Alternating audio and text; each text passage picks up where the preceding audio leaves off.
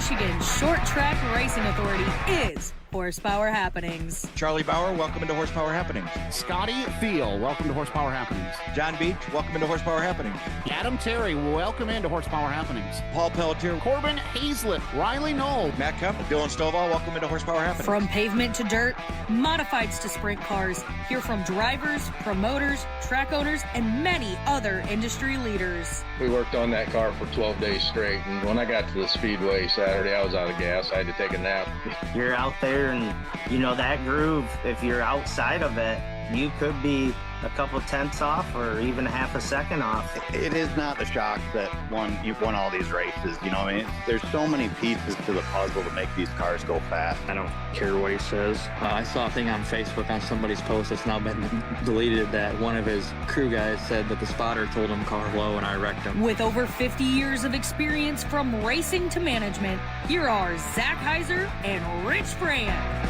Good evening and welcome into another episode of Horsepower Happenings. A big night coming up. Actually, it's kind of youngsters' night tonight. Keegan Sobilo, Bryce Bozell coming up.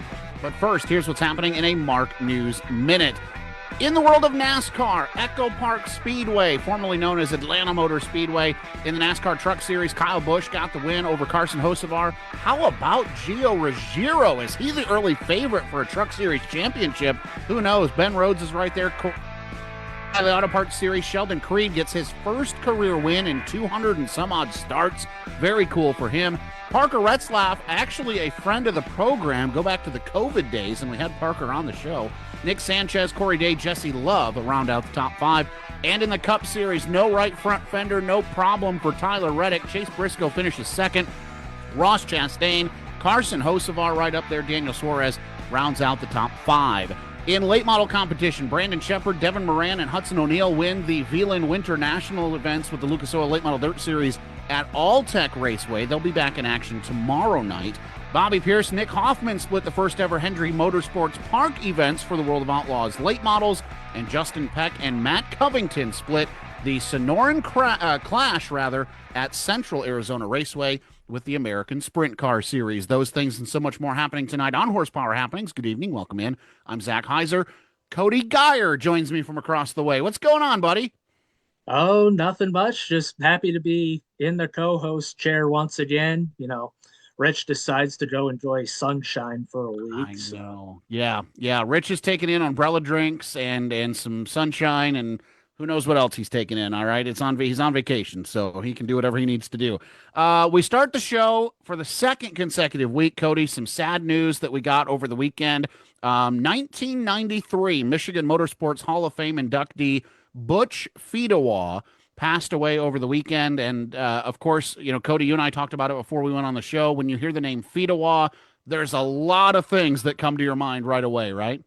Yeah, just not only racing here in Michigan, but also in NASCAR. Butch's son, Tim, a spotter for Ryan Blaney. Yeah, so Fedewa name synonymous with Michigan Motorsports. I think is it 3 or 4 of the Fedewas are in the Michigan Motorsports Hall of Fame.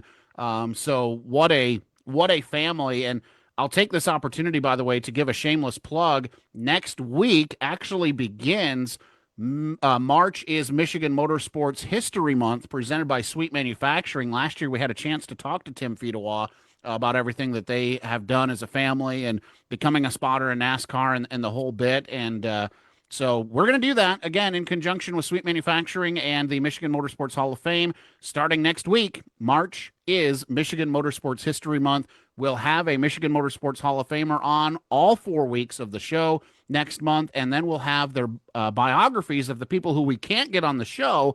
We'll have those posted at marknews.org throughout the week as well. So I love, Cody, you've seen us do this kind of from the outside looking in for the last couple of seasons, couple of years. I love March is Michigan Motorsports History Month, a really cool opportunity to dive into the foundation of our sport. Right, and, well, the Hall of Fame's been around for longer than I've been alive, so yeah. It's nice to get into the history. Let me just clarify. Likewise, okay? It's just fun to get into the history of short track racing and, well, really racing in general in the state of Michigan and get to know some of these drivers personally. Yeah, so that'll be next week. We'll start that 4 weeks straight of diving into Michigan's history, rich history in motorsports. And again, we thank Sweet Manufacturing for their support of that. Okay, we got a lot of news to cover this week, Cody, and I am going to call you Rich at some point. I just almost did it. Winston Speedway has announced their weekly lineup, and I say weekly, maybe I should say local divisions that'll be there at Winston Speedway on the regular. It includes super late models. It includes pro late models, and right now it includes modifieds that are running the IMCA rule book, currently pending approval for an official IMCA sanction. And then Warriors and Cyber stocks are in there, as well as, I believe, street stocks or factory stocks. I'd have to go back and double check what they're going to have. But just another piece of evidence, Cody, that they are going to open in 2026, and we'll have another racetrack back on the calendar. I mean, in a time where we're losing racetracks, it's always nice to see a track come back to life.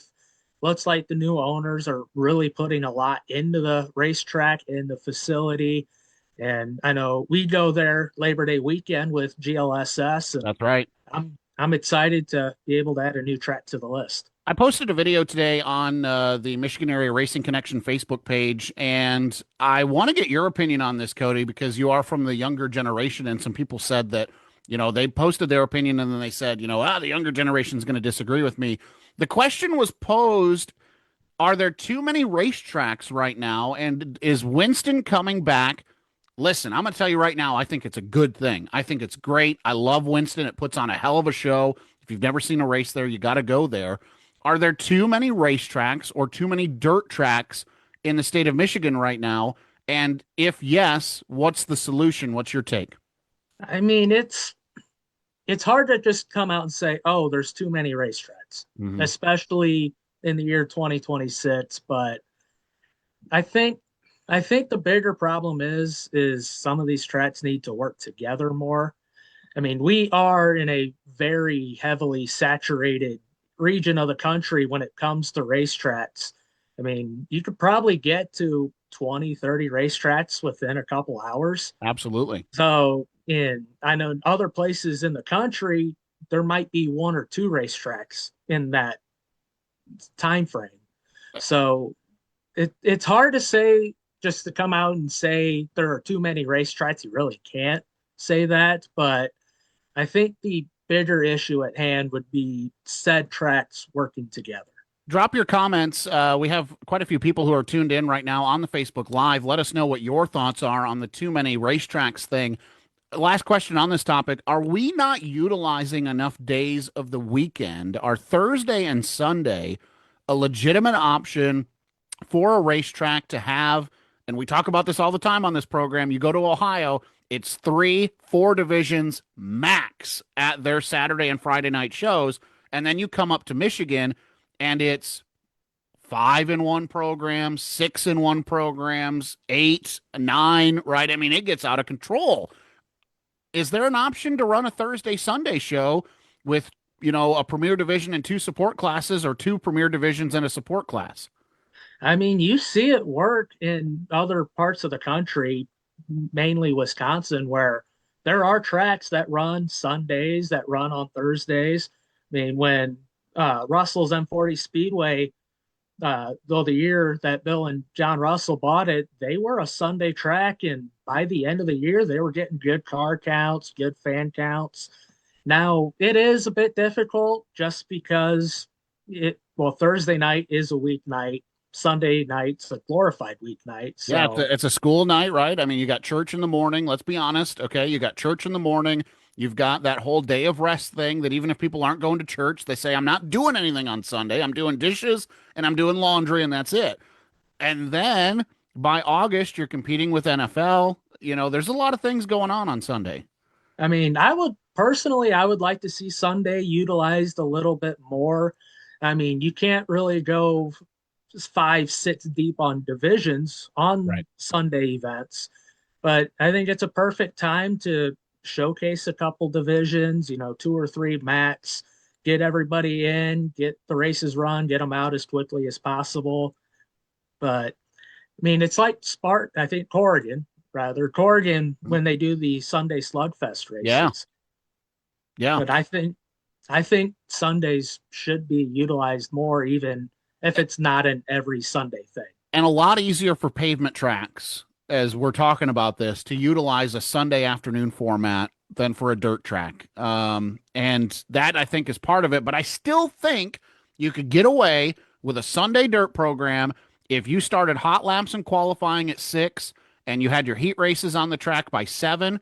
And if you're only running 3 divisions, Cody, there's no reason that features shouldn't be on the track by 8 o'clock on a Sunday night. And then you're out of there at worst at 10 p.m. And that's for the diehard fans who don't have to be to work at Monday. They're going to stay there late. You run your premier division first, your secondary division, and then your support division third. You can get those guys out of there by 10 o'clock, and the people who are diehard race fans and don't care about their lack of sleep, they're going to stick around, and I think it would work. And I mean, race fans are diehard, and if there's a random Wednesday night show, I mean, we here in the Midwest do it quite a bit with the bigger races like Masters. How many Wednesday shows do you have on your schedule this year, Cody? I've lost count. Exactly, right? Between Berlin and Owasso, and they're not the only ones. Yeah, and the Clash is back on a Wednesday this Kalamazoo, year. yep. I mean, that was the traditional Kalamazoo Clash date for as long as I remember growing up. Mm-hmm. And the weekday shows, I think, are a little bit harder, and I think they're better built for the specials, and they definitely work. But I think as far as like a weekly deal, I feel like Sundays should be utilized more often. Absolutely. 2 great media members from our region, Cody, jumping in. Mike Powell says, all depends on the local market and events for other nights. Michigan is a state of festivals from May to September. Obviously, that's a great point. I-96 Speedway shuts down for 2 weeks for the Ionia Free Fair. So that's obviously something. And then Kendall Maggart, she comments on here. She sent me an entire dialogue earlier today that she didn't feel like posting on the Mark News page. I should copy it and put it on there because it was a lot of good thoughts. But she basically says that tracks need to work together, Cody, and I think that's kind of what you were driving at. Yeah, there's plenty of divisions, both dirt and asphalt, to go around, and it's like what Olasso's doing this year. You don't need every division to run every race night. Yeah. And give divisions the night off, let them go check out other tracks that they normally wouldn't go race at. And I think that's a good way to split the car counts without it affecting tracks negatively. And again, we might be trying to fix a problem that doesn't exist, but it was presented this week with the hubbub of more racetracks coming back. Are they sustainable? And I get it. You want to make sure that a track doesn't open just to close again. So I understand where it's coming from. We'll continue that discussion on social media. Let's move on the show. Merritt Speedway announced some key dates ahead of their official 2026 schedule release. Cody, I'm sure you put some of these in your calendar as potentials if something gets rained out. Test and Tune night will be on Saturday, May 9th. Then their opening night, Saturday, May 16th, up there in Lake City. It's going to be a doubleheader weekend on Memorial Day weekend, May 23rd and 24th. You're busy. Sorry about you. And then Joe Wood Memorial Special for factory stocks. That'll be on July 2nd. No racing on July 3rd. And then back after it on July 4th for the Independence Day Special and fireworks display. If you've never seen a Mike Blackmer fireworks display, go ahead and go up there and take one in because he goes all out on the fireworks. And then and I just lost which annual it is, but it's way up there. The annual Wood Tick celebration is July 23rd through the 25th here in 2026, Cody. So there you go. There's your Merritt Speedway dates. Yeah, never made the trip to Merritt just yet. You've never been to Merritt? Nope. I've passed the track multiple times going up to the UP. It's never been during race season, but Wood Tick is on the bucket list for me, and it always goes on the schedule just in case I can make it. Yeah, you're too busy. You got too much other stuff going on. So that's very good. All right, what else is happening? We had a big news week. Galesburg Speedway announced today, ahead of their 2026 full-on schedule release, that they know when their opening night is going to be. Cody, that'll be April 25th. I think you're also busy on that night as well. But good to hear Galesburg going to give it a run again. Yeah, Galesburg is that classic throwback field. Show up to the track Saturday night, hanging out with your friends. And it was one of my favorite race nights last year when I went there to go take pics. What night did you take in? I think it was May 30th. It was one of the off weekends. Just a regular show? Yeah. Just a regular show. Yeah. Yeah. Off weekend with GLSS, and decided to make the trip there. And it was actually my first time shooting there. Awesome. All right. What else is going on? Let's head down to Florida and take in some results. Bobby Santos dominated the Dave Steele 125 at Showtime Speedway, and his performance in the non-wing car helped propel him to the Dave Steele Triple Crown Championship after double features in the winged car. And on that side of thing, how about young Colton Bettis, a name that you and I are familiar with, Cody? He won both winged features on Saturday night, coming from 6th and 7th, respectively, on the grid. Is Colton Bettis going to be one that you got to keep an eye on this year in the open wheel ranks? I mean, he has been for years. It's hard to think since he's been around as long as he has, especially in Florida, but he's only 15 or 16 years old. Yeah. Came up, ran the 500 Sprint Car Tour part-time in the Aaron Pierce 26, set fast time for the season opener, and was on the front row for the little 500. So, yeah, he's been around for a while despite him still being a teenager, but he'll be one to watch for years to come. All right, elsewhere, local racing down in Florida. I know it's an oxymoron, but for real, we had some regulars down there. Friday night with the USCS Sprint Cars, Tim Schaefer, of course, behind the wheel of that Danny Williams Motorsports number 01, finished 3rd to open up the weekend. Max Stambaugh 4th. Van Gurley Jr. brought it home in 7th. Corbin Gurley 8th. Ricky Peterson came home in 9th. And then on Saturday night, pretty much take that list and flip it over. Corbin Gurley 3rd, Ricky Peterson 4th, Max Stambaugh 5th. Danny Smith, who had a DNS the night before, the Chillicothe, Ohio driver, brought it home in 10th. Van Gurley Jr. and Tim Schaefer 11th and 14th, respectively. And how about Chase Rosebrew? He crossed the line in 3rd, but you know what? It's not always over when the checkered flag waves. He gets credit for 2nd in the IMCA Modifieds. And Cody, they'll be back in action with the IMCA divisions tonight. Great start for Rosebrew to the Clash on the Coast weekend, something we're going to keep an eye on. Yeah, and Southern Raceway, just with a new owner, the Hunt the Front guys just bought the racetrack, and the track went through a remodel just before this weekend, and saw a lot of good things drivers had to say about the track, and we had a good showing with local guys in the sprint cars. We have a great interview coming up. Keegan Sobilo was just nominated as a semi-finalist for the Kulwicki Driver Development Program. We're going to talk to him about that. Before we go to break, this just in from the Facebook comment world, Andy Bozell challenging Cody to a game of bowling with the handicap. Cody, your response? Yeah, I'm going to need that handicap. If he's giving me handicap, can I also ask for me having 9-pin no tap? All right. More on that coming up at the end of the show. We'll take a break. Keegan Sobilo is coming up next. This is the Horsepower Happenings podcast. The Horsepower Happenings podcast is Michigan's short track racing authority. For nearly a decade, Horsepower Happenings has given race fans a chance to hear directly from their favorite drivers, local track owners, and promoters. Horsepower Happenings is the only podcast keeping fans engaged with Michigan area racing for 52 weeks a year. Don't miss the Horsepower Happenings podcast live on Facebook every Monday night at 6:30 and available everywhere you enjoy podcasts. Visit horsepowerhappenings.com and follow on Facebook, Instagram, X, and YouTube.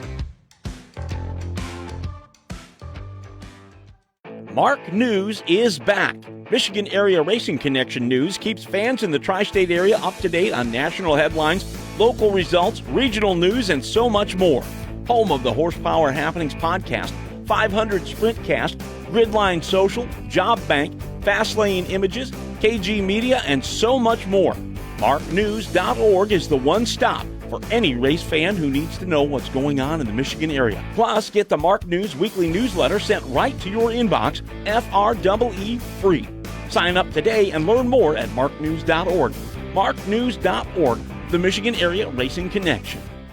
KG Media is your home for all things photography, race day social media, and more. Cody Geyer brings more than a decade of experience working with the top brands in short track racing. From individual photos to full race days, social media to PR, KG Media can make your race team, race track, or touring series stand out. For more information, go to marknews.org or visit KG Media on Facebook. The 4th Annual Bob Finley Memorial is Saturday, May 9th at Owasso Speedway, featuring outlaw super late models racing for over $20,000 to win. Plus, each lap leader gets a bonus. Open wheel modifieds, trucks, and mini wedges are also in action. And race fans, it's autograph night. Get a chance to meet and get an autograph from the region's best drivers. Advanced tickets to the 4th Annual Bob Finley Memorial are now on sale at OwassoSpeedway.com. The 4th Annual Bob Finley Memorial, Saturday, May 9th at Owasso Speedway. Welcome back to the Horsepower Happenings podcast. It's time for our first featured interview of the night, and it's our pleasure to welcome in a Kulwicki Driver Development Program semi-finalist. You don't have to hold the smile back, Keegan. That's pretty cool stuff. Keegan Sobilo, what's going on, man? Yeah, it's been a very exciting week, to say the least, for sure. Didn't really kind of expect to make it this far, but really excited to be able to progress forward, and hopefully we can keep moving forward to become a finalist. The Kulwicki Driver Development Program, and I'm going to kind of put you on the spot, but I think you'll know if you have the wherewithal to apply to this. This is a program that's been going on for more than a decade to advance the career of late model drivers across the country. And we've had half a dozen drivers from the state of Michigan at least make it to the semifinal round, with a couple of drivers making it to the finals and having a shot to win this scholarship. Tell me about what you know of this scholarship and what led you to apply. Yeah, it just seemed like a great opportunity all around, right? Obviously the huge part for me that comes with is being able to represent Kulwicki's legacy, especially that I feel that our race team coming to the racetrack every week really kind of represents those same virtues, right? So I felt like it was a very fitting opportunity. And it's just a great chance to not only build myself up and what I'm doing, but also to build our late model program up that we plan to have for many, many years to come. So it really just seemed like a great fit and something that I could personally learn from and improve, and excited to kind of see what opportunities lie ahead. So you had ahead of you had Chase Berta, who was a finalist. You had Evan Shotko, who was a finalist. Do you talk to those guys at all? Have you reached out to them to talk about what their experience was like, or any of the other finalists that you might be connected with?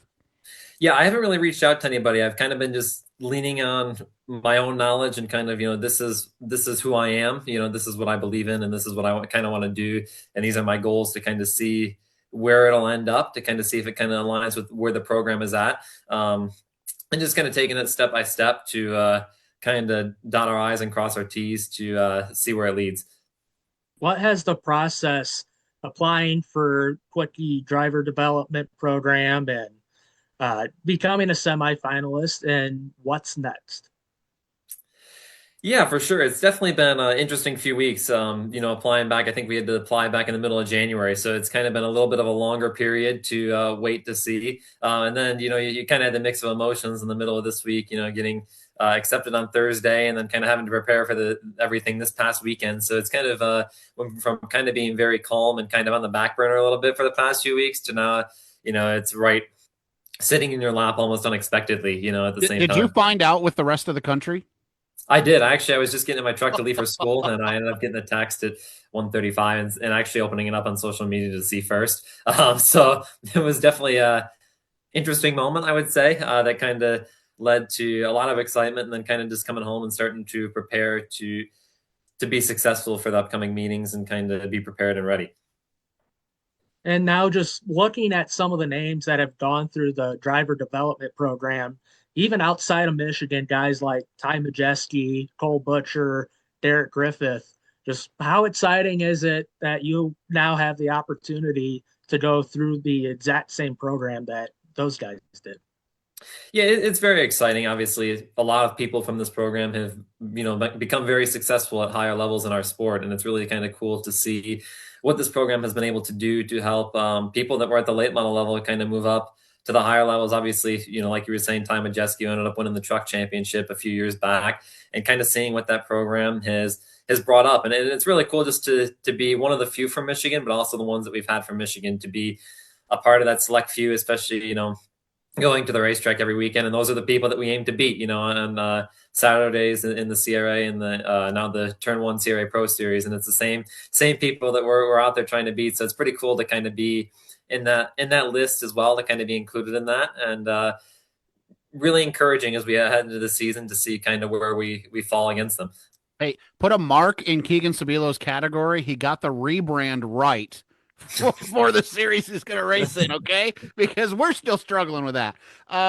So there's some added weight, no doubt about it. And again, you're at the semi-finalist round right now. This is going to be narrowed down to some finalists, and you're not necessarily a shoe-in. We're just being honest about that. So there are some higher standards now that you have to meet, whether it be social media, whether it be, your engagement in the community, and then of course, your performance on the racetrack. You've always held yourself to a high standard, but now that goes up a little bit. Talk about that.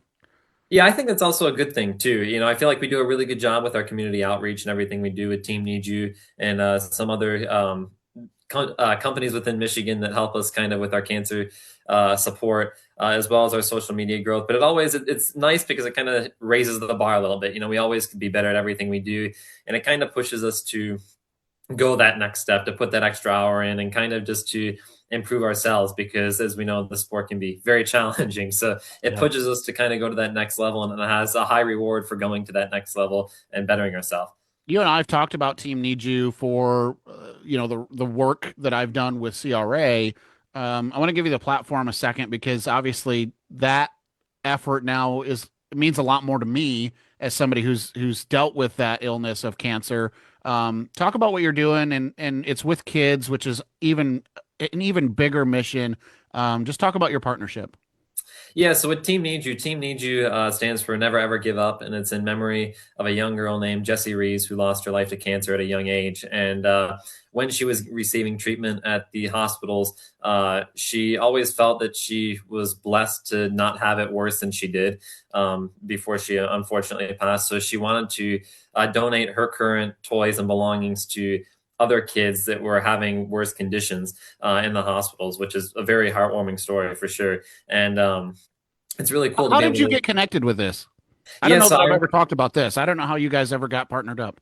Yes, I remember I was watching. I remember it was a Talladega race day about 4 years ago. They did a segment on NASCAR on Fox because it was on Corey LaJoie's car that weekend for the first time. And just when I heard that story for the first time, it would really, it was really cool to hear. And it was something that I kind of said to myself, this is something that I would love to support and represent, and kind of got in contact with them, and then just kind of started from talking then, and kind of move forward to where we're at now. And now we're able to use that platform as well with McAllister Cat, as well as the International Union of Operating Engineers, Local 324, to support their construction versus cancer mission, and do the big dig with them, and the Children's Hospital in Michigan in September, as well as some other children's hospital visits as well. The three of us in here, I'm going to pull the curtain back a little bit. Me, Cody Geyer, who does video for Great Lakes Super Sprints, Noah Longyear, who does production and social media for Great Lakes Super Sprints, just went, wait a minute, did he say McAllister Cat and Operating Engineers? Yes, he did. So pretty cool that we share those partners. Cody, go ahead. Yeah, and even being announced as one of the 15 semifinalists for the program just gives you and gives the cause an extra platform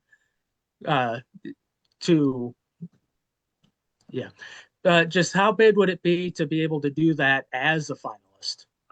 Yeah, it would be really cool for sure. And it would be an honor to be able to continue to share Alan's legacy in the finals. Alan is a true hero of our sport, and he was just a really, all around good person that proved that you can make it by doing everything basically himself, and, pushing hard and working hard and putting the effort in, and he had great reward with it. So it would be an honor to be able to continue to do our current work with them, and to be able to represent Alan Kulwicki and his legacy, and for me, it's really cool, especially because a company and a development program like that, it takes years and almost for them a decade, in their case, to build up a respectful name, and that I'm able to be trusted with that. It's definitely a huge honor.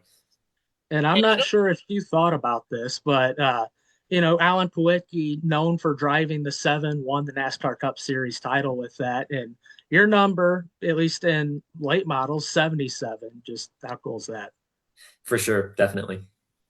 He did it on purpose. He knew way back when. He was like, I'm going to be 77. So when I apply for Kulwicki Driver Development, I got a little, I'm kidding.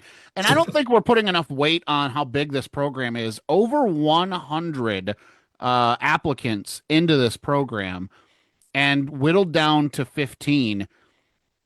And this is kind of a loaded question, Keegan, because you got to be careful how you answer it. And I don't want to set you up for failure, but to even be recognized as the top 15 most qualified for the Kulwicki Driver Development Program, if that was as far as you made it, would you be proud of that?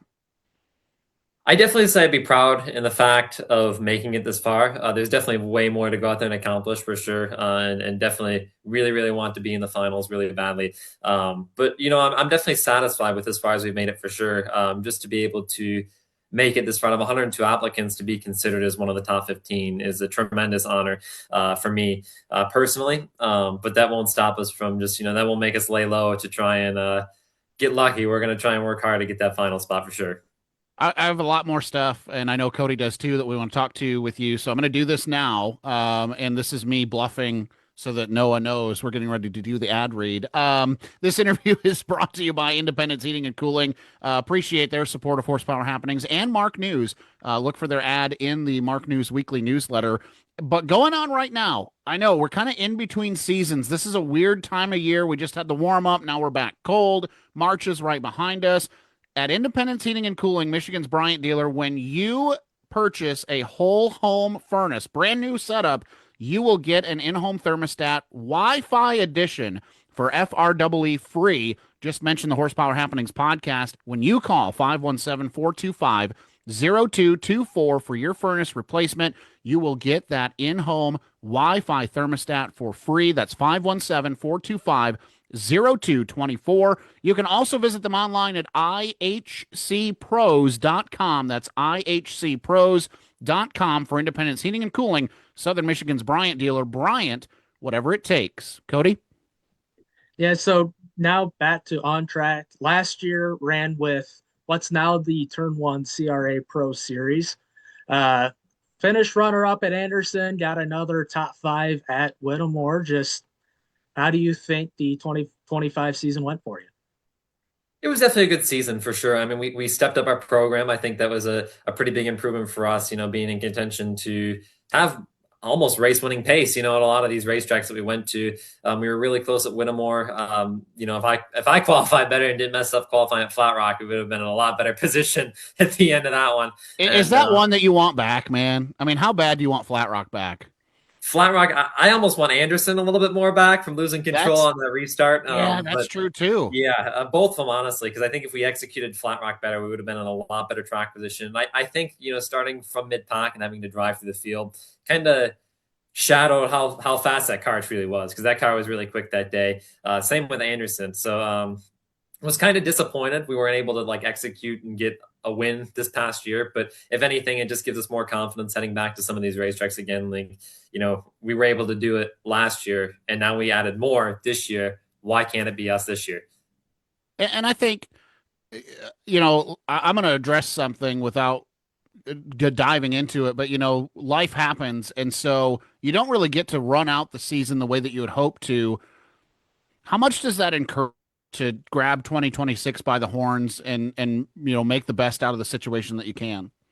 Yeah, for sure. I mean, it's been a bit for sure since I've been back behind the wheel of a race situation. And last time I was out was the Masters, and that race went horrendously bad for us, having a brake issue 15-ish laps in and kind of just dealing with it the rest of the way. So definitely excited to get back and to be able to we always work hard over the off season at trying to build up our program and to see where our advancements, I guess you would call it, are going to lead us for this year, and see how well it's going to work, and then kind of start to pinpoint again where we need to narrow in. Because you've got an aggressive schedule. You're looking at Turn 1 CRA Pro Series and Berlin, and when you go on to your page and you see that schedule announcement, second car operation is a possibility a couple of times this year. Talk about how aggressive you're scheduling things for this season. Yeah, for sure. So my personal schedule plan is to run the full Turn 1 CRA Pro Series, including for my first time going down to Nashville Fairgrounds for those 2 races this year, as well as running the Money in the Bank and the Battle at Berlin midsummer, as well as the Icebreakers. So getting to go out there a few times will be really cool.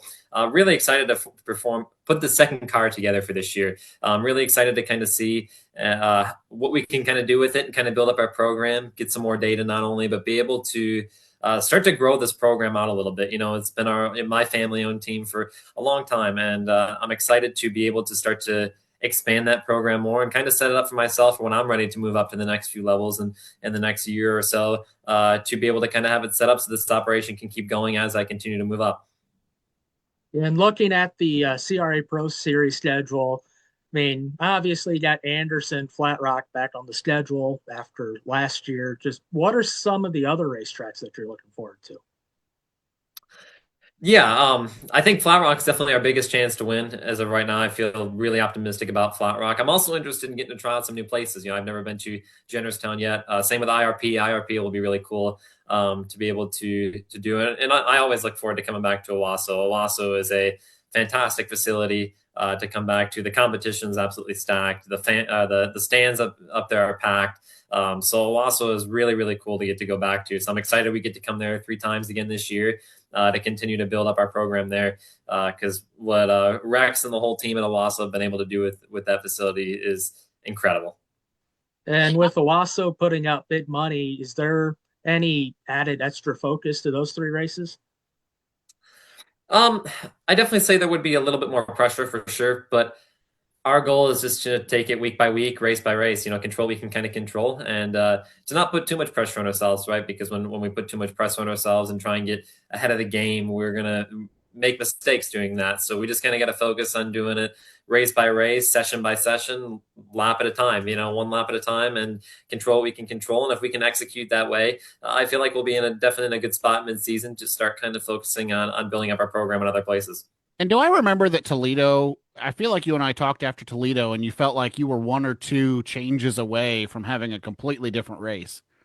Yeah, Toledo has been kind of a place, especially going there in 2024. We really missed it in 24, but came back in 2025 and ran pretty decent. We were doing pretty good, and then had a power steering issue really, really early on that kind of really hindered and ended our day. So yeah, definitely excited to get to kind of come back there more for the sake of just kind of see how we continue to improve, right? Because we were out to lunch in 2024 and 2025, right at the end of the top 10, and I think as we continue to progress forward, why can't we be in the top 5? It's definitely, certainly possible.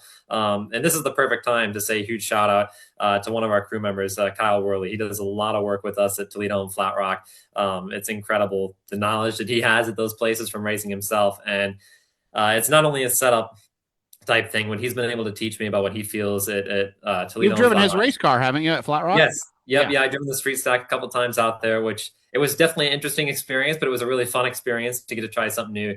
But I got to give a lot of the credit to our success at those racetracks, especially our speed at Flat Rock, to him, because without him, I would have been going in there guessing, I guess, more so. Well, I'm going to piggyback off what Cody said. When I, as a race fan, look at this schedule, Jennerstown is what it is. It's a little bit of a hike, but it's a cool facility. I am jazzed up for the return of Lucas Oil IRP. Have you been there since? And I guess it would have been, was it your championship late model sportsman season that you guys were there? Yeah, we did not run that year. They did not have IRP on the schedule. We were okay, so have you ever been there? I've never been there. I got a lot of laps on iRacing. Maybe that'll help. Not in person, which will be a really cool thing to get to experience. But, an encouraging thing for me to say is it can't be faster than Winchester, so it can't be too far off. Well, and it's so technical, and that. I mean, again, if Rich was here, I would say, here's the iRacing talk that Rich hates. But this is part of the sim where you already kind of know what line works around that racetrack and what line doesn't. Yeah, for sure. And especially with significant and sim that we've seen with IRP and a part of the NASCAR program stuff that I do with other teams in sim racing is we notice a lot of the high tire wear. Obviously, we have different tire compounds and all of that, and different vehicles completely. So we're going to kind of see how that's going to relate. But definitely excited to kind of lean on that knowledge and lean on that program and the people around me that are successful in the sim to kind of be really prepared for that race. And is it the same mindset with going to Nashville for the first time? Yeah, for sure. Definitely just going to kind of be able to use our resources the best we can and just take it lap by lap and learn the best we can. And, worst case, if we do end up struggling or missing something, we got the notes to look back on and be able to say, this is what we did wrong and this is what we need to improve with. So it's all a part of just kind of building up that program one lap at a time. Go ahead, Cody. I know we both took the breath. Go ahead. And then also with you going to Berlin for Money in the Bank and Battle at Berlin, two big races that have just gotten bigger over the years you have the best of the best who show up racing for big money. And now you have the icebreaker to get ready for that. But just what are you thinking going into the two big Berlin races? Yeah, for sure. I'm more confident about those than I think a lot of people would think. I had some experience at Berlin. We ran the West Michigan 100 out there in 2024 to start my CRA career at what was the All Stars Tour level, now the Pro Series level. That was my first career start, as well as just kind of getting some more extra laps around there. So I'm definitely looking forward to it. I know a huge shout out to my crew chief Tim Bullis. He's got a lot of experience there himself, racing back in his outlaw days. So we'll be able to kind of lean on that experience, and he knows what we need to look for in the car, and can kind of help me really get acclimated, because that's not an easy place. That is for sure from what I've seen. Well, and you bring up your crew chief, and I was going to ask this: does that muddy the notebook at all when you're going to go to a racetrack that's going to have a different tire? Are you guys going to? I mean, how are you going to navigate that? I guess is the bottom line. Yeah, I'm not too concerned about it really. I feel like we're pretty prepared for it. He's kind of already got it planned out on what we want to do and what we need to look for going to there, because of him working at some stuff at Berlin as well. So with other drivers and stuff, so we kind of already have a decent plan down on what we need to really do and what we need to focus on, because the tires are definitely drastically different. So more so for me, I'm more concerned about trying to acclimate myself to the tires over what we have now. Have you ever been on the McCreary? I have for a test session. We did before that race at Berlin in 24. They had an open practice the week before, and we ran it there, and it was definitely slick, I will say. So we're going to go back out there and try it again. And it feels weird, because it feels like really odd going toward it, and it feels like a different car. And then you go back to the old tires, and then it kind of just feels back to normal again instantly. So, all right, 2022, Vors Welding CRA late model sportsman Keegan Sobilo, to 2026 Kulwicki Driver Development Program semi-finalist Keegan Sobilo.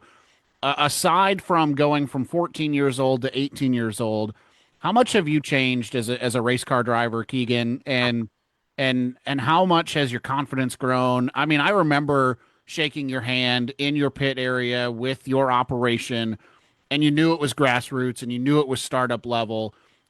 And just what you guys have done in those 4 years, how different are you as a race car driver now?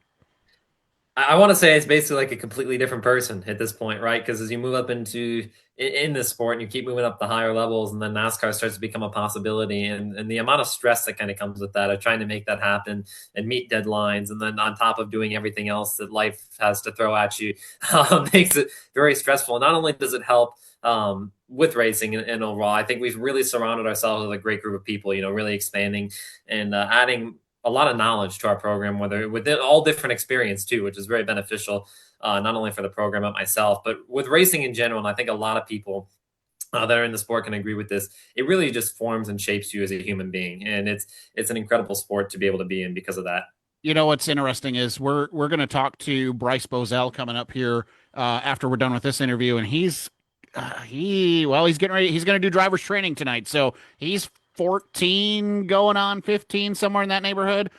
What advice would you give 14-year-old Keegan Sobilo, or even 14-year-old Bryce Bozell, who's, he's got obviously 3-4 years under his belt as a race car driver in these big cars. But when you look back at 14-year-old Keegan Sobilo, what's something you wish you knew?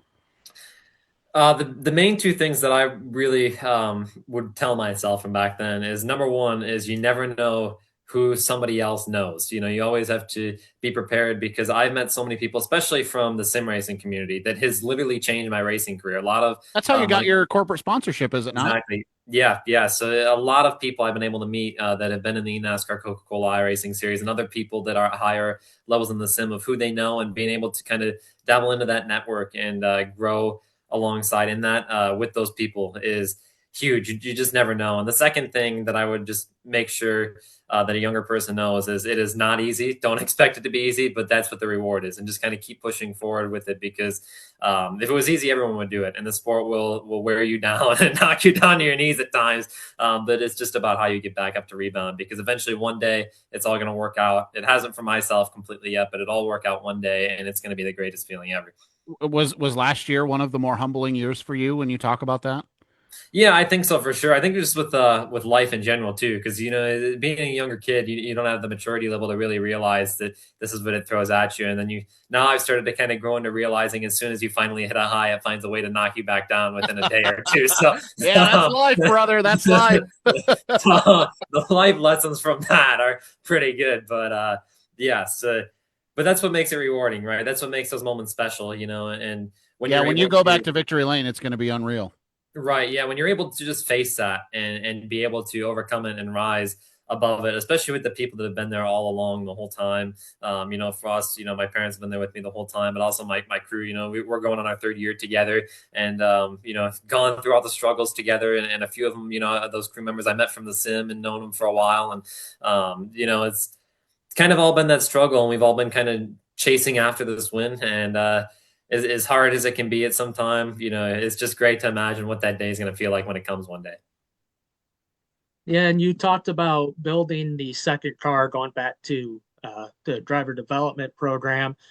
Being picked as the finalist comes with a bonus that you get immediately, and then if you win it, you get the bid one. Just how big would that be for you in the immediate short term with not only what you're doing with the established team, but also with the second team?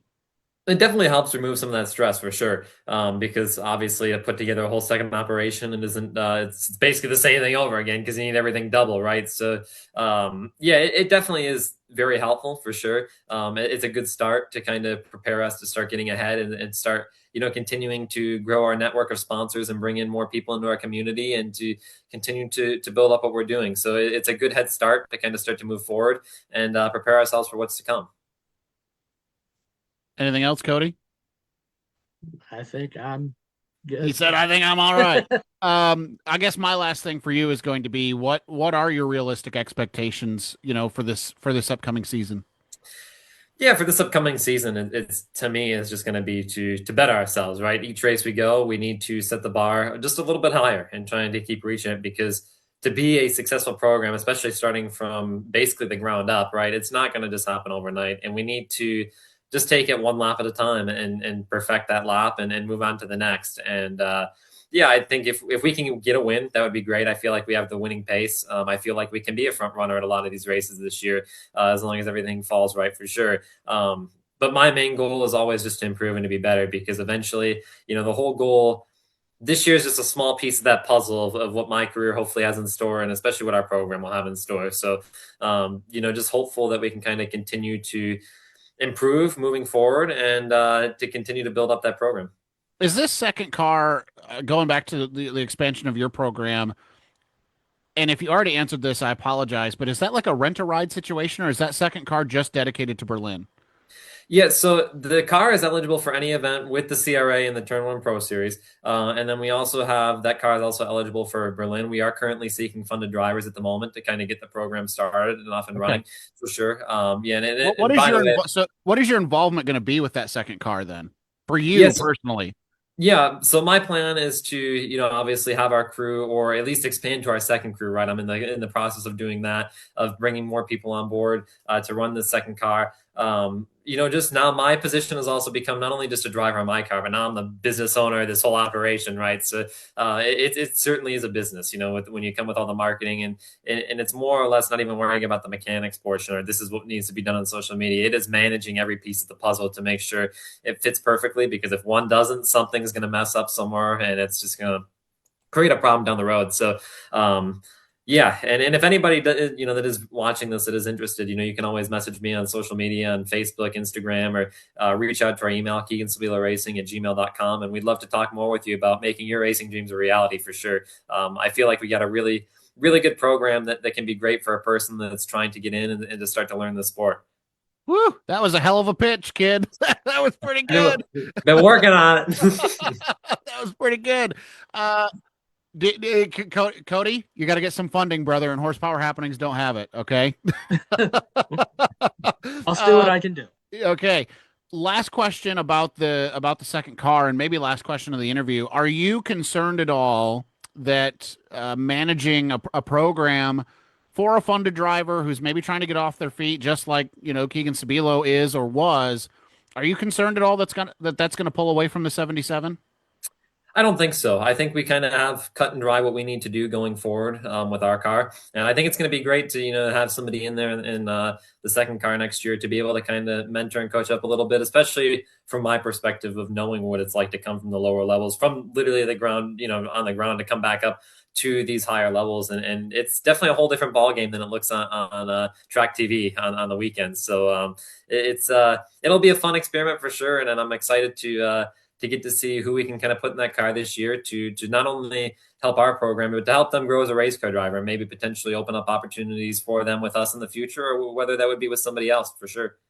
Bill Russell says, keep it fun, keep it exciting, and good luck. And I think those are two things, right? You got to keep the fun in it. For sure. It is supposed to be a job, but if you end up making it miserable for yourself and you don't enjoy it, you're really going to take it for granted, and then you're just going to hate it. And that's not what our sport's about. Our sport is an incredible sport that is meant for enjoyment. I always say that my best moments in the sport has not even been winning on the start finish line. It's just spending a Saturday night with your friends at the racetrack, whoever that may be, and just talking with everybody and enjoying the racing community, because I think everybody that's watching this, and you guys as well, will know that as being a part of the racing community, we have one of the strongest sports communities that there is out there. And it's an incredible thing to be able to get to enjoy, because, everybody's got some sort of connection and story with racing. So you're always going to find somebody down pit road to share an incredible connection and story with about our incredible sport. And, we all have unique journeys and paths ahead of us. All right, Keegan, let's recap the business side of things. This is a two-parter. Where do folks follow along with what you have going on? And where do folks follow along with that opportunity to rent that second car? Funded drivers, how do they get in touch with you if they want a shot to run that thing in the Turn 1 CRA Pro Series or at Berlin Raceway? Yeah, for sure. So for my personal updates, I have an athlete page on Facebook and Instagram, just my name, Keegan Sobilo. Feel free to follow on there for my personal updates. And then recently that was just created was our team page on Instagram and Facebook as well. Keegan Sobilo Racing is the name of that. You'll see a lot more updates coming out soon, and you'll already see on there a few posts about that has the available opportunities to get behind the wheel as well, and some contact information. And if you reach out to the page directly, and you want to talk more, I'd love to have a phone call with anybody and discuss more opportunities. And whether that's a open test session to help you learn, or to actually get you behind the wheel at the racetrack against some tough competition, we're hoping to be able to make that happen and be able to bless someone with that opportunity. What partners do you have for 2026, my friend? Yeah, so we're excited to be returning with Mac Tools. I'm not necessarily sure to what extent we'll be working on that partnership again, but excited to be able to be back with them. As always, a huge shout out to our returning partners. I'm excited to get back with them. Crawford Auto Repair, After Hours Restorations, Matrix Apparel, McAllister Cat, Team Needs You, Operating Engineers, Local 324, and as well as looking forward to adding some new partners with Washer Games as well on the sim side of things, and just continuing to grow our network, right, for sure. We also have some other things that are in the works as well that hopefully will be released within the next few weeks that we'll be able to add to that community and to be able to discuss more in the future. All right, and I'm going to offer a Mark News Horsepower Happening sponsorship for the iRacing side of things. $20 if you will fence Noah Longyear in the next session that you guys are a part of. Well, apparently that's already happened at some point. I'm learning. So I mean, hey, that $20 is a small fraction of a set of Hoosiers on the weekend. So I mean, desperate measures calls for desperate actions, right? $20 is $20. Keegan, always a pleasure, man. Thanks for making time for us tonight. Thank you, man. I appreciate all you guys for letting me on. It's been a blast. And thank you to everybody in the chat who's been tuning in and all the fans at the racetrack that allow us to be able to do this week in and week out, and for continuing to support me and my program. We'll take a break. When we come back, we go from template late models to outlaw and outlaw limited late models. Bryce Bozell is coming up next right here on the Horsepower Happenings podcast. The 4th annual Bob Finley Memorial is Saturday, May 9th at Owasso Speedway, featuring outlaw super late models racing for over $20,000 to win. Plus, each lap leader gets a bonus. Open wheel modifieds, trucks, and mini wedges are also in action. And race fans, it's autograph night. Get a chance to meet and get an autograph from the region's best drivers. Advanced tickets to the 4th annual Bob Finley Memorial are now on sale at OwassoSpeedway.com. The 4th annual Bob Finley Memorial, Saturday, May 9th at Owasso Speedway. Mark News is back. Michigan Area Racing Connection News keeps fans in the tri-state area up to date on national headlines, local results, regional news, and so much more. Home of the Horsepower Happenings podcast, 500 Sprintcast, Gridline Social, Job Bank, Fastlane Images, KG Media, and so much more. MarkNews.org is the one stop for any race fan who needs to know what's going on in the Michigan area. Plus, get the Mark News weekly newsletter sent right to your inbox, FREE free. Sign up today and learn more at marknews.org. Marknews.org, the Michigan Area Racing Connection. KG Media is your home for all things photography, race day social media, and more. Cody Geyer brings more than a decade of experience working with the top brands in short track racing. From individual photos to full race days, social media to PR, KG Media can make your race team, race track, or touring series stand out. For more information, go to marknews.org or visit KG Media on Facebook. The Horsepower Happenings podcast is Michigan's short track racing authority. For nearly a decade, Horsepower Happenings has given race fans a chance to hear directly from their favorite drivers, local track owners, and promoters. Horsepower Happenings is the only podcast keeping fans engaged with Michigan area racing for 52 weeks a year. Don't miss the Horsepower Happenings podcast live on Facebook every Monday night at 6:30 and available everywhere you enjoy podcasts. Visit horsepowerhappenings.com and follow on Facebook, Instagram, X, and YouTube. Mark News is back. Michigan Area Racing Connection News keeps fans in the tri-state area up to date on national headlines, local results, regional news, and so much more. Home of the Horsepower Happenings podcast, 500 Sprintcast, Gridline Social, Job Bank, Fastlane Images, KG Media, and so much more. MarkNews.org is the one stop for any race fan who needs to know what's going on in the Michigan area. Plus, get the Mark News weekly newsletter sent right to your inbox, FREE free. Sign up today and learn more at marknews.org. Marknews.org, the Michigan Area Racing Connection. Next on the show, he's now a two-time limited late model champion at the Kalamazoo Speedway. He's also the 2025 Reveal the Hammer Outlaw Super Late Model Rookie of the Year. Out of Portage, Michigan, it's Bryce Bozell. Welcome to the show. Thanks for having me on today, guys. So, busy year for you last year, weekly at Kalamazoo, won another track championship in the limited, but you also went outlaw racing for the first time. Just take us through your year.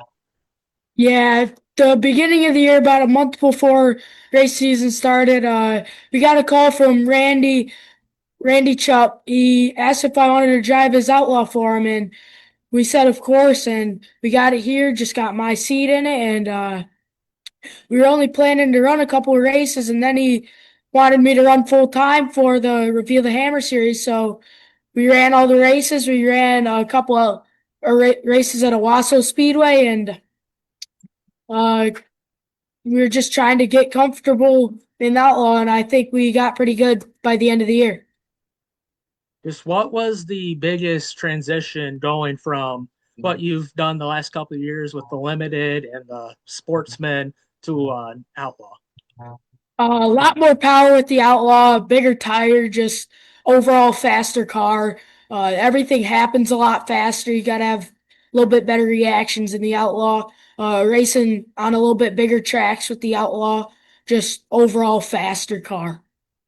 Well, let's talk about the expectations, man. And I know that we've done that the last couple of years. You know, when we have you on, we say, man, that Bozell name, you're living right up to it, man. 2 championships in 2 years. How are you feeling about how things are going right now? Oh, we got our limited program rolling pretty good at Kalamazoo. The limited's going really well. The Outlaw we're still working on a little bit, but we're getting everything up to speed and getting used to the Outlaw. And you've been traveling a little bit more, you know, obviously the Outlaw opens you up to be able to travel.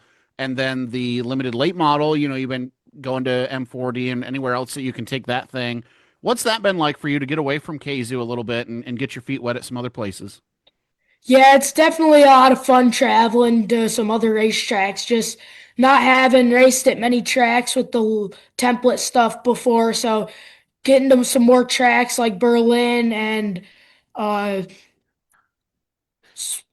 just anywhere else is definitely a lot of fun. And, as a maybe more of a casual fan, they see the limited that you run at Kalamazoo, and then they see the Outlaw that you'll run with Reveal the Hammer or at Owasso, and they'll think, those cars look the same. Just what's the biggest difference between the two? The limited, we have a little bit more chassis rules. We have to have welded body shocks, a wet sump motor, but the body rules are a little more relaxed. We can have full wedge nose, vertical up to the rear axle. With the Outlaw, we have 10-inch wide tires opposed to 8-inch wide tires on the limited, and we can have a dry sump motor in the Outlaw, which make somewhere from 100 to 250 more horsepower than the wet sump motors we run in the limited. So just more power with the Outlaw, a little bit more strict body rules, and a lot more tire with the Outlaw. I'm looking at Cody like, do you have anything else? He's looking at me like, do you have anything else? Well, yeah, I got more. Bryce, with this, it's kind of a transition period for not only the family, but also for like race fans, right? We're seeing not less of Phil and your dad and less of your grandpa, but more of you guys, right? As you guys get older, the ability for you guys to race in the spotlight is becoming more and more prominent. And you're kind of taking over like the name of the Bozells. You're doing those videos, the Sunday shop updates and all that stuff. And we laughed that we had to kind of work this interview in because you're going to be doing drivers training tonight. So there's a lot of changes going on right now, man. How much fun has that been for you? It's been a lot of fun for me. We've definitely been keeping Grandpa and Dad busy with me and Mason. Mason's getting a new template car to race at Kalamazoo weekly this year, and we put all new stuff on the Outlaw to run that more. We're going to be running full time with the Reveal the Hammer series this year, and Grandpa's going to run a little bit with the Reveal series, and Dad's going to be running full time, but Grandpa's definitely slowing down racing to help me and Mason. So when you say we're running Hammer, does that mean is Bryce Bozell and Phil Bozell running full time? Who's running full time? Yeah, me and my dad are going to be running full time with the Reveal the Hammer. Oh man, that's a little breaking news carrot right there, I think, right? So that's exciting. So what does that mean now for you guys? Do you turn your attention fully to that Outlaw and just break out the limited when you feel like it? What is the plan now? Yeah, we're definitely going to be trying to run the Outlaw as much as we can, going to Owasso as much as we can, and we'll be running the limited weekly because I'm pretty sure the schedule lines up to where we can run the limited weekly and the Outlaw full time too. So cool. They all line up. And what's that transition been like going from running the limited against those who run weekly at Kalamazoo to the Outlaw at places like Owasso and Reveal the Hammer, where you not only add like your dad or your grandpa in, but you also add guys like Tyler Rohrig, Steve Needles, Brian Bergaker? Yeah, the Outlaws are a lot more stout of a field. We got some of the best in the best racing with us. We got probably one of the best Outlaw fields we can have with the Reveal the Hammer. It's a really stout field of cars, and it's very tough racing. And you've also added some new tracks last year, gone to Berlin. Went to M40. I think you had raced there a couple times before. Just what was it like learning these new tracks along with a new car? Yeah, it's definitely very interesting, especially with Berlin. That's one of the hardest tracks to run for me just because it's so much bigger than anywhere else. And M40, I'd only raced once before in the limited, and just going to all these new tracks has definitely been an experience booster for me. What's the relationship like with you and Mason, right? I mean, you guys are both kind of heading this thing up. Connect the dots for the fans, who maybe don't know. They see you both. What's the relationship with Mason, and why is he on the template side of things? You're on the outlaw side of things. Is there a merge that could happen at some point? Like, what's the team plan right now?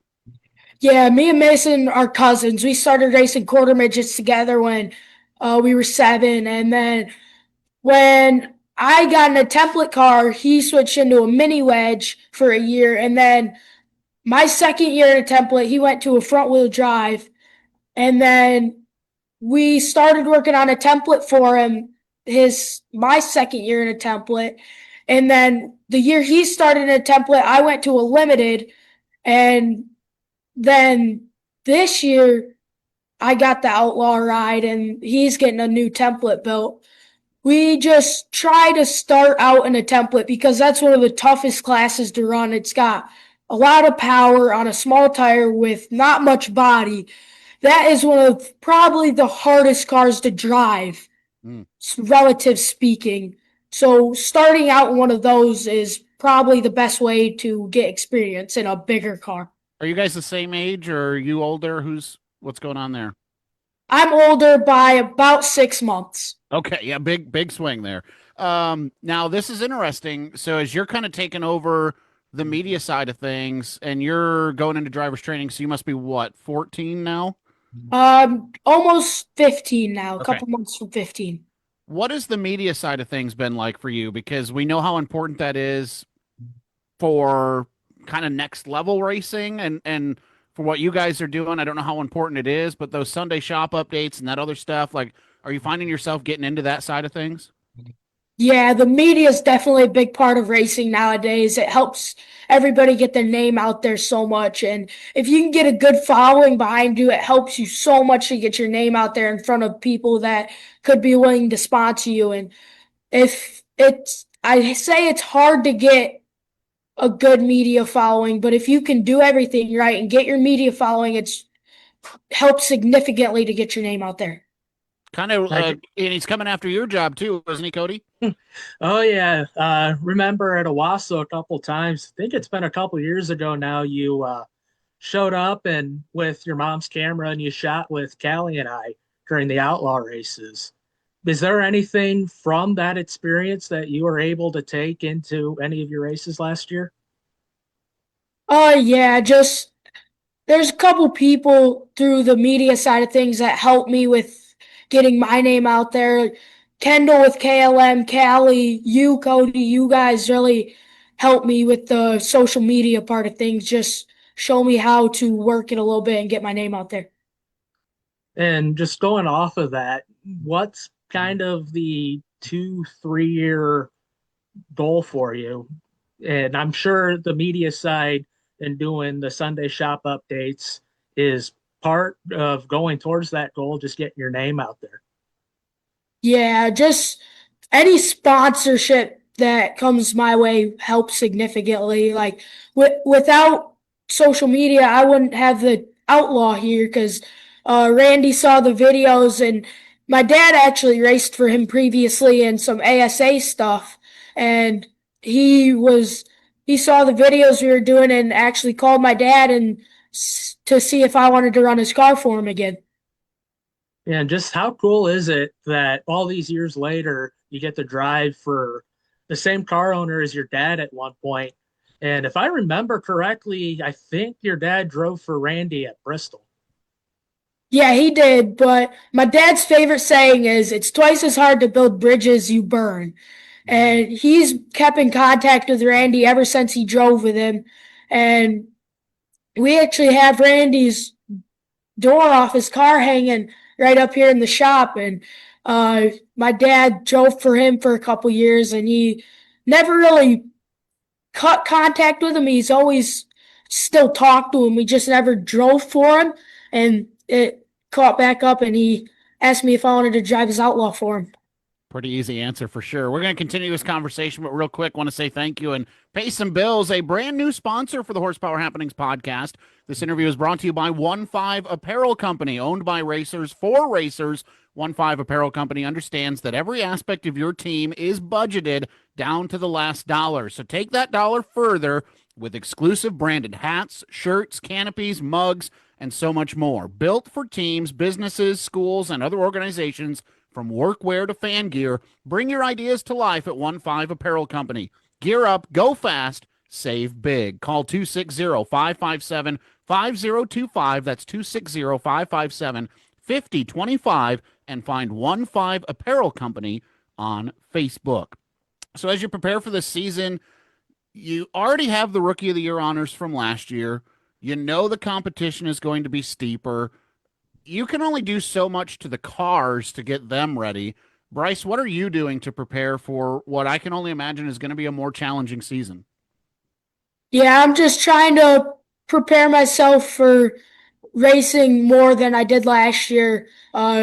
Just trying to stay healthy and do everything I can to make sure I'm ready for this season. We're getting all the cars ready, which we have the body on the Outlaw, and we're starting to work on a body for the Limited. We have body on one of my dad's Outlaws. We're working on the other one, yeah, as you see right here. Yep. We're working on Stella for his Owasso car right now. What are you sitting under? This is my Outlaw late model. Okay, cool. How far is that? How close are you with that? We're pretty much buttoned up with that. We just got to finish a couple things on the body and roof and windows, and we're about finished with that. Awesome. Cody? And I'll step away from the racetrack for a second. So I know you just got done wrestling your freshman year of high school, and sounds like you made it pretty far. Just tell me about your wrestling season. Yeah, I started this year. I was about 12 pounds light for my weight class because the lightest weight class in high school was 106 pounds, and I only weighed about 94. And going into the year, I knew I was at a little bit of a disadvantage, but still decided to wrestle. And now I'm only about 6 pounds light. So hey, that'll get you DQ'd at the racetrack, so be careful. We gained a little bit of weight, but we made it to team districts. We won the team district championship, and we had 7 people qualify for team regionals or individual regionals, and we got knocked out in the semifinals of team regionals, and then I got knocked out in the blood round of individual regionals. Are there any other extracurricular things you do? I know Top Row just put out an article today about you wrestling, and there was another. Cody, who was the other one that he highlighted? Gunner Gale. Yeah. So is there any other extracurriculars that you do outside of racing and wrestling? No, I mostly just do wrestling for school. That's about all I've done for school. You know, we had Chloe Mazzagatti on back in the fall, and for no other reason other than your age, I think a lot of people put you two together because of your age and the division that you're racing. You know, you guys are both young, and you're racing a really top-tier division. And I asked her the same question, and I'll ask you, what's it been like to be able to have somebody else in that age bracket that you can kind of relate to and bounce ideas off of, and, you know, not that being surrounded by adults is a bad thing, but somebody else that kind of understands your position?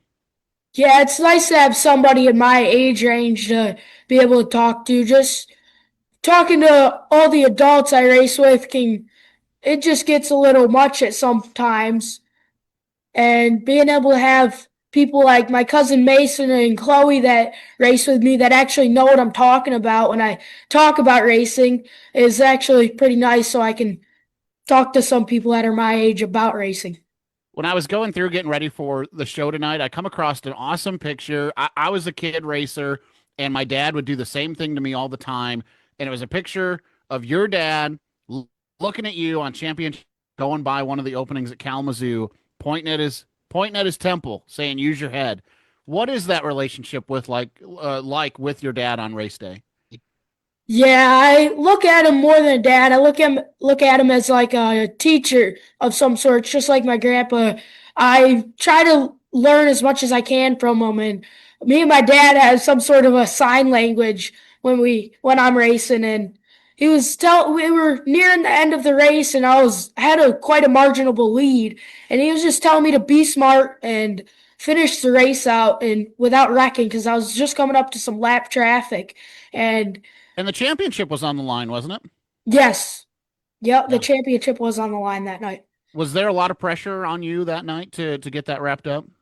There was quite a bit because in practice we made quite a big change to the car, and we went out for qualifying, and it was pretty good. It was a little tight, but the race started. Going into the race, the car was absolutely amazing, and I think I passed up to second within the first couple laps, and I got the lead with about 5 laps in, and I just took off from there. We had the car rolling.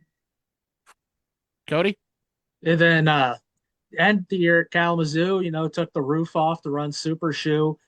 Just what was that experience like? Just with the time difference between the front of the field and the back of the field, and then you're going tarps off on the car with other limiteds and outlaws.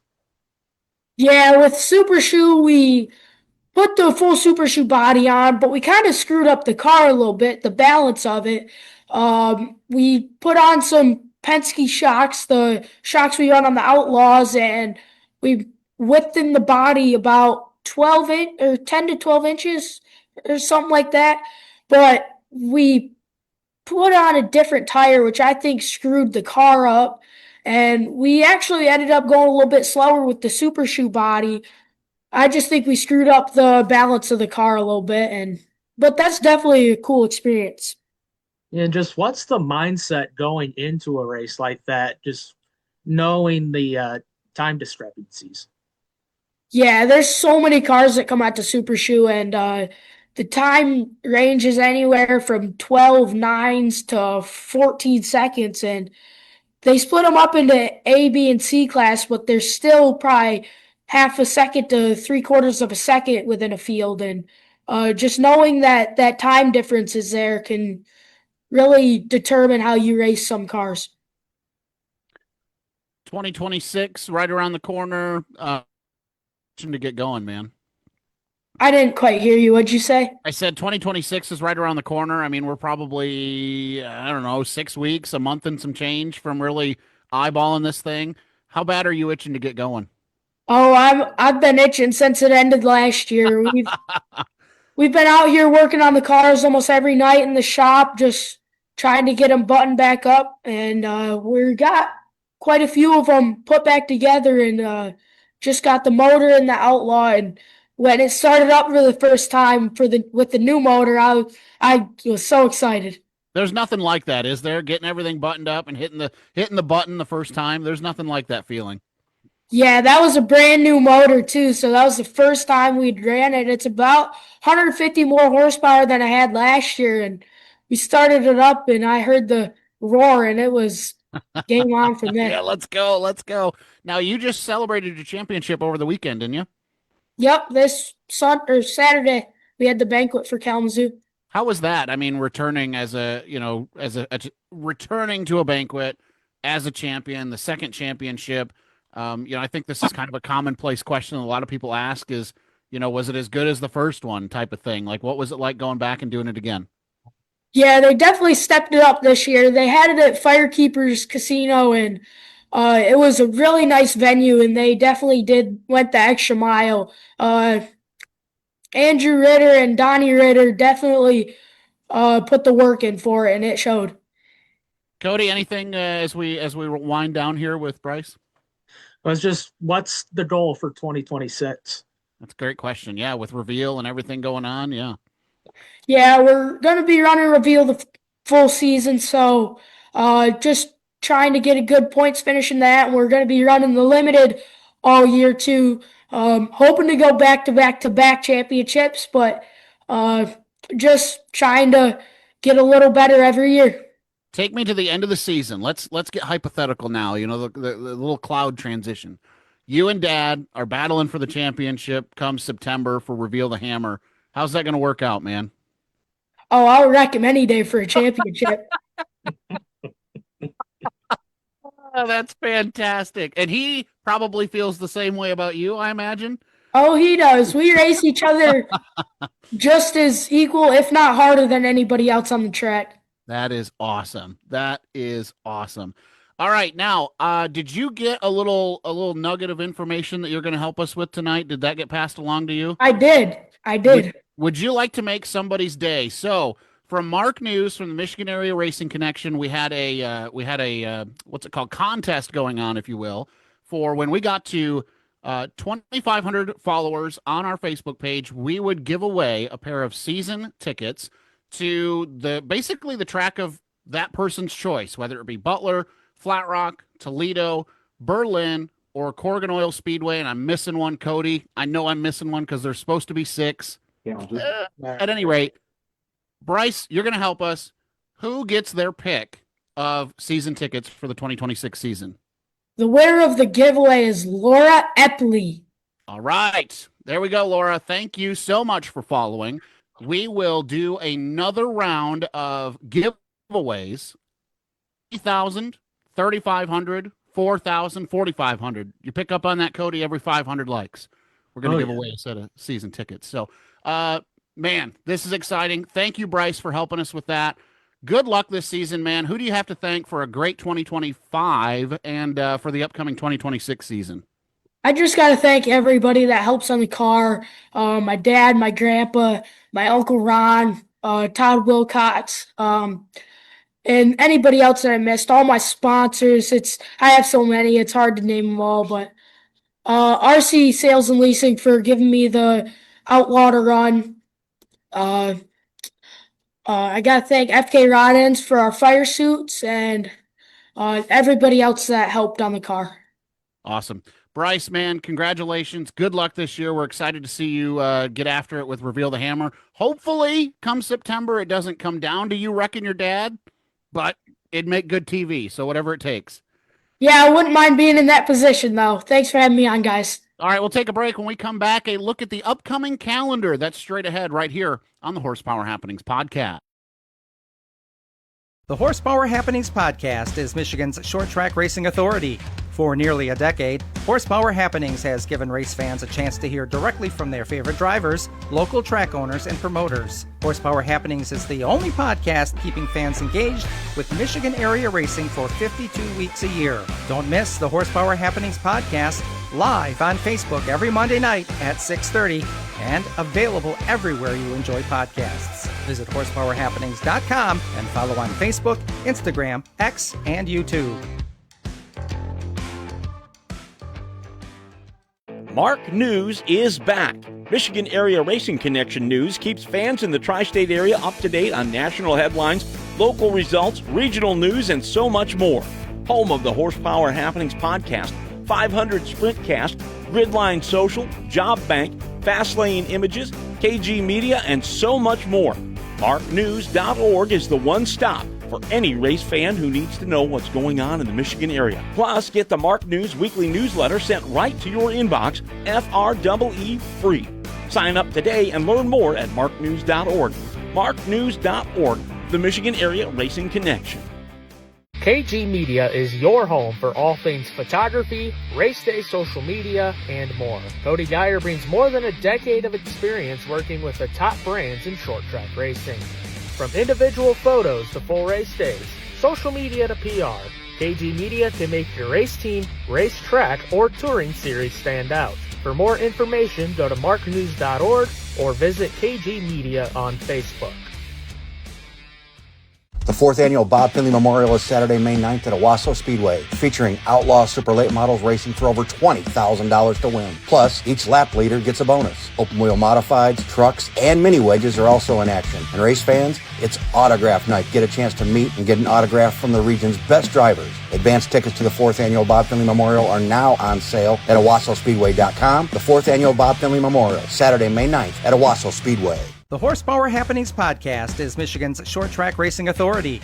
For nearly a decade, Horsepower Happenings has given race fans a chance to hear directly from their favorite drivers, local track owners, and promoters. Horsepower Happenings is the only podcast keeping fans engaged with Michigan area racing for 52 weeks a year. Don't miss the Horsepower Happenings podcast live on Facebook every Monday night at 6:30 and available everywhere you enjoy podcasts. Visit horsepowerhappenings.com and follow on Facebook, Instagram, X, and YouTube.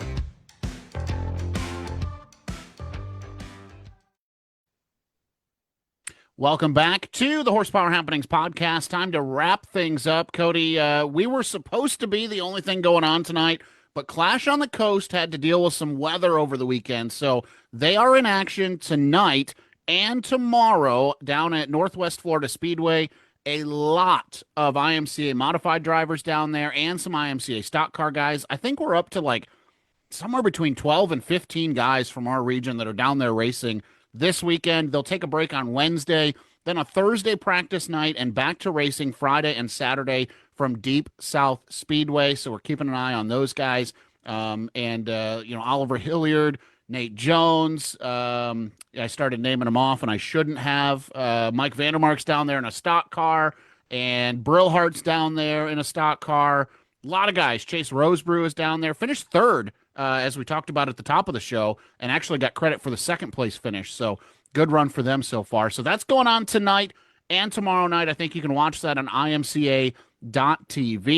And then next week, Cody, you'll have to get on the waiting list if you want to be a part of it. But the Michigan Auto Racing Fan Club Bowling Tournament is Saturday, March 7th.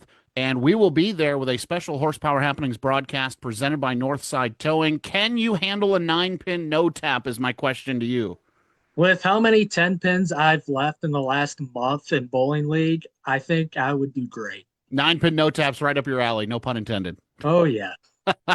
Bowling tournament. This is going to be a great fundraising event. We'll have more details on event day. But even if you don't want to go and bowl, if you don't want to be on the waiting list to go and bowl, go and be a part of it. Buy the raffle tickets, buy the door prize tickets, buy 50-50 tickets. Come say hi to me and Rich and Cody. And, I mean, don't necessarily engage with producer Noah because, you know, don't pet the monkey, right? Okay, you'll get him distracted, and then you never know what he'll throw at you. So, but we'll all be there, and we'll be taking in the Marfac Bowling Tournament again Saturday, March 7th. Just plan on getting there around noon. Bowling's set to start later on after that, so that's going on. Also, Saturday, March 7th, this geared more toward the race teams. I don't know, Cody, if you've ever gone to this, but the Lane Automotive Safety Summit is back. Have you ever been to the Safety Summit? I have never been. What a great program to really get you thinking and focused of our sport. And we'll have more details on that on our Mark News page, and we'll talk more about that on next week's episode of the Horsepower Happenings podcast. But a lot of great things going on with the Lane Automotive Safety Summit. So if you're not going to the bowling tournament, head over to Watervliet, check out what's going on at Lane Automotive. And then after that, Cody, believe it or not, March 13th. we're looking at racing in our region. Oh yeah, Attica opening up. Attica opening up. They always open up before everybody else, and opening night's always a great show. The stands are packed, the pits are packed, and a bunch of drivers hungry to start the season off on the right foot. We're 3 weeks away from, I don't know what it is for you, but for me, it's like a 2 hour and 45-minute trip to a racetrack and get to see dirt fly. It's about the same for me, and I can't tell you how excited I am. We're looking forward to it. Wow, it's going to be great. All right, want to say thank you to Keegan Sobilo for being on the show tonight. Of course, Bryce Bozell, congratulations to the Mark News ticket winner. We'll get in contact with you throughout the week as well. Thank you, Cody, for being on the show. Appreciate it. We'll see if Rich still has a job next week. I don't know. Could happen. You know, you could get promoted, and I don't know if you want to be promoted, but it's a possibility. And thanks to Noah Long, you're our producer. We'll talk to you next week, same time, same place, right here on the Horsepower Happenings podcast. You've been listening to Horsepower Happenings. The views and opinions expressed in tonight's show may not directly reflect that of Horsepower Happenings. The contents of this program may not be reproduced, retransmitted, or disseminated without the express written consent of Horsepower Happenings. Follow Horsepower Happenings on Facebook, Instagram, X, and all major podcast platforms, including Spotify, iHeart, iTunes, and Pandora, to keep up on what's happening.